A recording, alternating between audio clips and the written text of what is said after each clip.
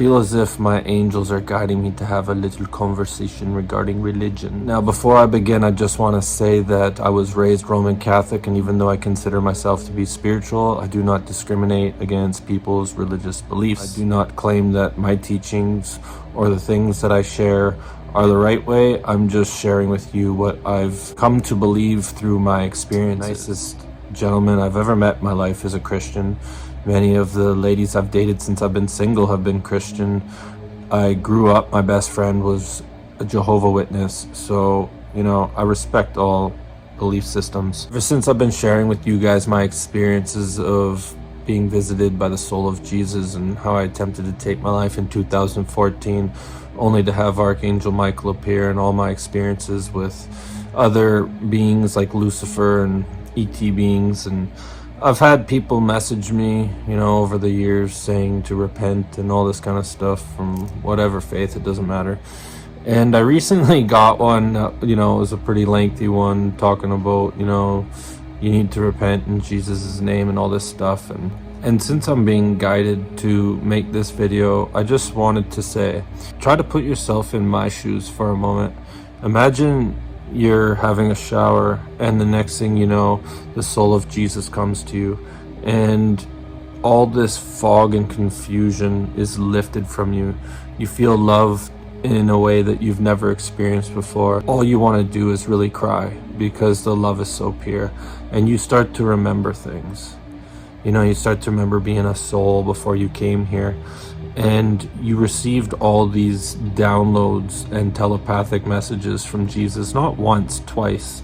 I had an out-of-body experience where my soul went into the presence of Jesus in the 12th dimension, and again there was all these downloads. Now imagine you had these experiences, and people that have only ever read a book are messaging you, trying to correct you and say that what you're saying is wrong. I had a major ego death in 2014 because right before I was about to start my car in my garage, Archangel Michael appeared and opened up a portal for my dad's higher self to start yelling at me to stop doing what I was about to do. And that went against something I believed my whole entire life. And I had an ego death because I had to admit to myself that what I had been believing my entire life was not exactly true. You have to ask yourself, how many different religions are there out there? Everyone believes they're right. To believe that there's not one thing in your religion that is incorrect is kind of crazy, right? Like it doesn't like neglect everything else that's being taught, but to think that there's not one thing that's being taught in your belief system that's incorrect is kind of silly. For instance, a lot of people are expecting the return of Jesus. Okay, well, after multiple visitations from the soul of Jesus, it is my humble opinion that he's not returning. It's the return of Christ consciousness. Yeshua was embodying the Christ consciousness.